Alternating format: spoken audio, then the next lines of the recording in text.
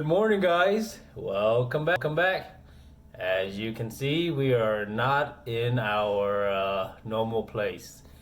The weather's bad, so we decided to go ahead and get some comp rooms and spend the next 2 nights here. So let's continue and go where we're at. Last night we played a little bit under 10 hours and won a little bit over $1,200. So we are now just one good decent session away from breaking even for the month again and getting right back to par. So let's get started with the hand history, and then we'll go downstairs to the gym or whatever they call the gym and check it out and just get in a little workout. So the hand starts in, I am in the cutoff with $600, and we have under the gun. We'll call a older white gentleman. We'll call him Goofy Bet. You see why. And Goofy Bet has $700, so he has me covered. And he's under the gun. So Goofy Bet straddles. Then we have one limper. Then I look down and I have the Jack of Spades and the Eight of Clubs. So I also, it's Goofy Bet is the mark, the one that I kind of target because he's the only unknown at that time. So I limp with Jack off 8 offsuit, Jack of Spades, 8 of Club, and then there's one limper also. Sorry, then the small blind folds and the big blind calls, and then Goofy Bet makes it 25. So this is like a really goofy bet because it has no relevance to it. It's not gonna get anybody to fold. It's just building a pot, and he's just building a pot, playing out of position. So the limper calls, and I call, and the big blind calls as well. So it's 4 ways. The pot is around $100. So flop comes 4 diamonds, 7 hearts, and 9 of diamonds.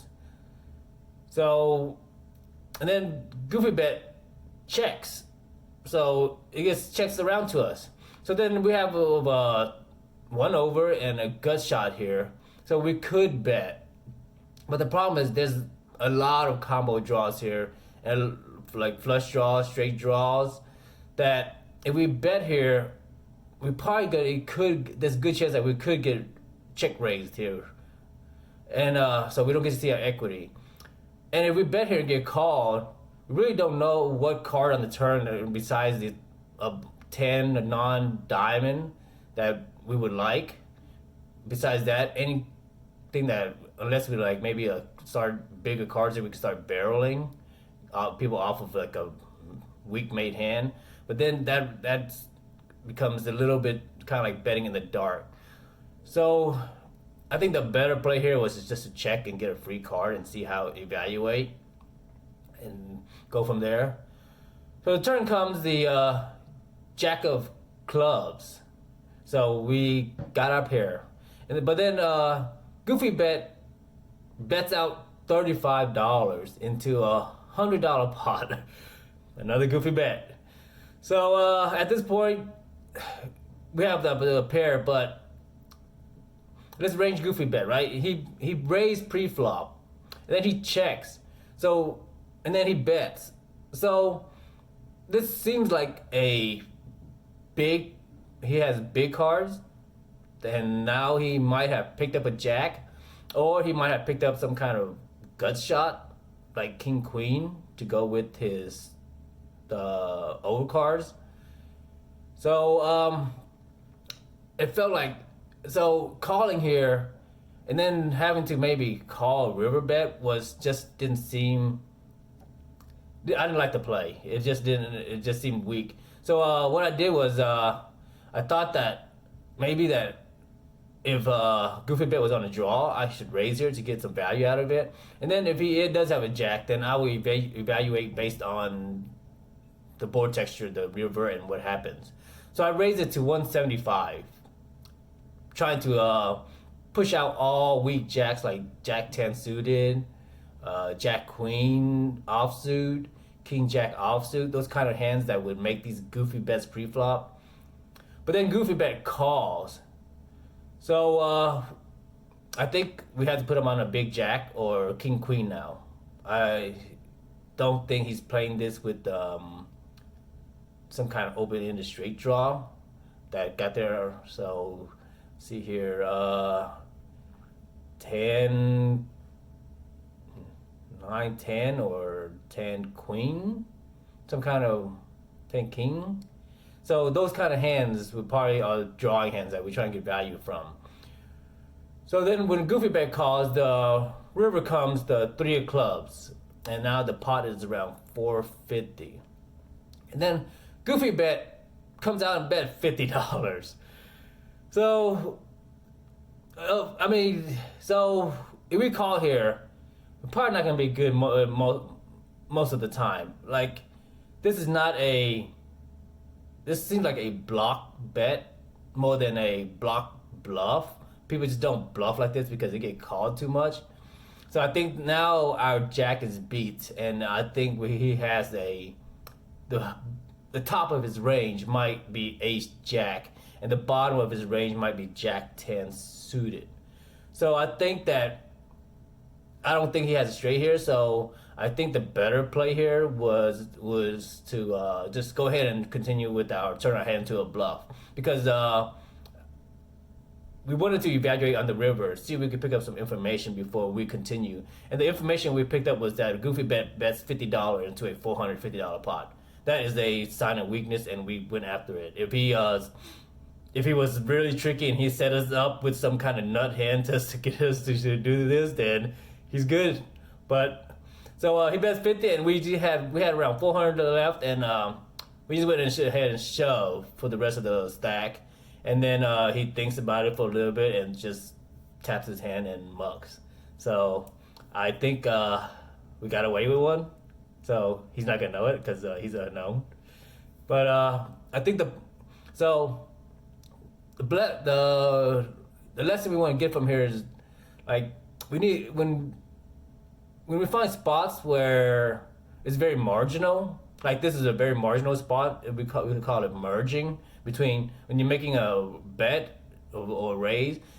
It's very marginal between it being a value bet versus a bluff, or you could be value betting yourself.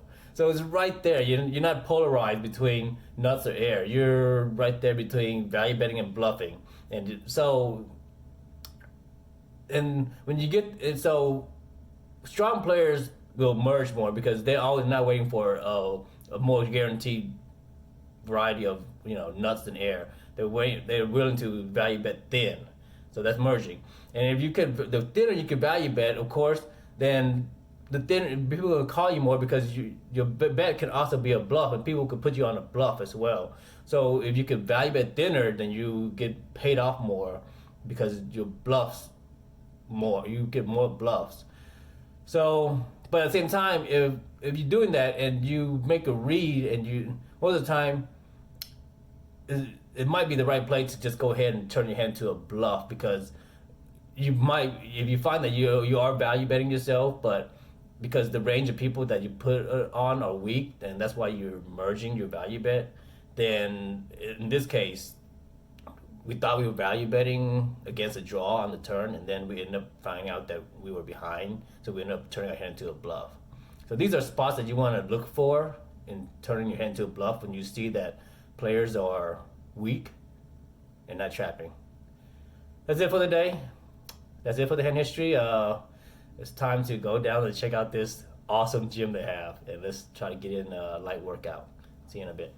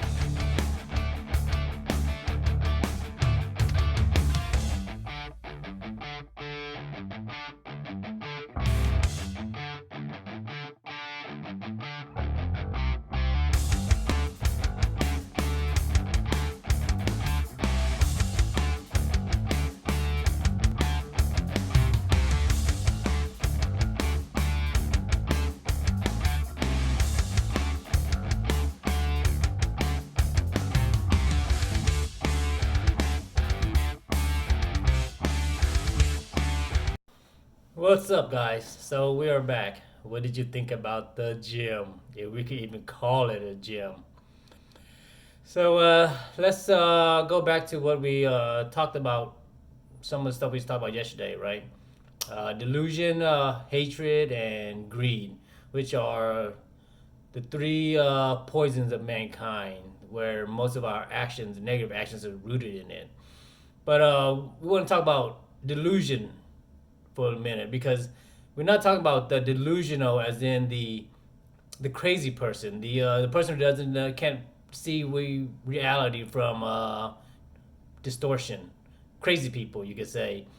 But what we're talking about is disillusion, right? The inability to see things for what they really are or see the truth.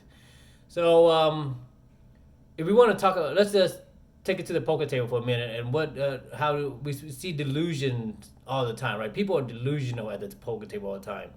They don't understand their own skill sets. They don't understand the events that happen. So let's take for example a player who has a strong made hand, let's say aces on the turn, and because he is scared based on his past experience of getting check raised on a flush board. So then he checks, and then the flush comes, and then the other guy hits his flush, and then stacks the guys with aces. And then the guy with aces will either berate the dealer for dealing out the bad card, or blaming the other player for getting lucky and outdrawing him, or blaming the poker gods for cursing him. But what he's delusional about is that all that happened were the results of his own actions. That had he bet, he would probably taken down the pot and none of it would have happened.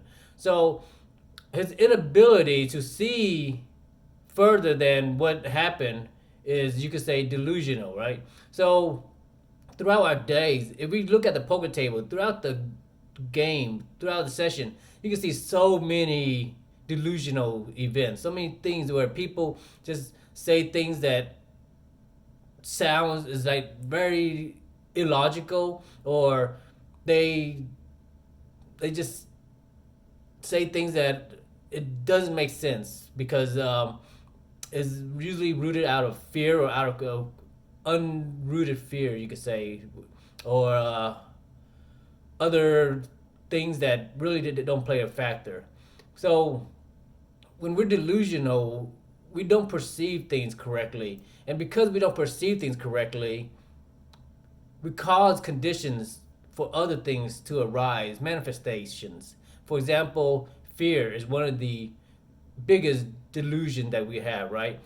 We fear everything. We fear public opinions. We fear going broke. We fear losing what we have. We fear tomorrow. We have all these types of mental fear that are caused by our perception of certain things, and it causes emotions to rise, fear, and then hatred and greed and jealousy. So all these are because we can't see things for what they are, and then we sometimes cling and attach to things that have no value because we think that they have value, right? We're delusional about these things. Like, we're delusional about what brings us happiness and what is our goal in life, right? We attach our happiness to material things, thinking that it will bring us happiness, and then we do all these do all these activities, chase all these things, and go around and around in a rat race of a convolution of one begets this begets that, back and forth, chasing nothingness because we can't see that we're chasing nothing because we are delusional. We just can't perceive. So the best way to start removing this delusion and these defilements is, like we said, to slow your mind down and start observing. And when you observe your actions and your thoughts, you're able to trace back its origination and what caused it to manifest. Like everything that arises and perish is a result of a cause and is also an effect. So if we could observe and we look back into the chains of events, that then we could see further. And the further back we could see, the more truth to things we could see. And then once we see these things, well, like we said, the value of a lot of these things would drop off because our perceptions is clearer. The defilements has dropped off. Our greed for certain things is no longer there because material things have no longer are valuable to us. Our hatred, our aversions for this thing and our like for this thing, we see that it's all rooted in our experiences in the past, and is not our aversion or like has no real value to it besides our own personal experience and memories, right? Like a person could hate a banana, a person could like a banana. Well, the banana has nothing of that it could cause aversion or like or dislike. It's our experience and our memories of that eating that banana determines whether we like it or not. So we could look, if we, let's say we don't like it, we could look back into why don't we like it? Like go back and back and back further. And most of the time it's a result of our experience and even and emotions and perceptions when we first encountered that experience, that whether it created a positive experience or a negative experience. And from there, aversions or likes and dislikes happens. So the theme of this reflection is that our vision, our ability, our insight to see things is very clouded, more than we think. And then if we could just see the amount of delusion that goes on at the poker table, then we could think at where the poker table is more of a refined, confined environment, and if within an environment of just 9 people and a card game, and there's so much delusion and so much misperception going on, then we have to believe that in real life there's way more going on than we can see, and there's way more delusionals, and there's way more disillusion and misperception that we just don't see, and we have to at least assume that we are delusional to some certain extent. So if you want to work on removing your defilements, then first work on slowing down, and work on step by step a little bit, right? Work on your observation. Just observe yourself. Observe the simple thoughts and the simple actions when you are doing things that are rudimentary and easy. And that allows you to stay focused on yourself. And you know you focus on yourself when you're watching yourself, if you're watching yourself breathing. And that's what we always say, return to your breath, because that's the source of everything. See you tomorrow.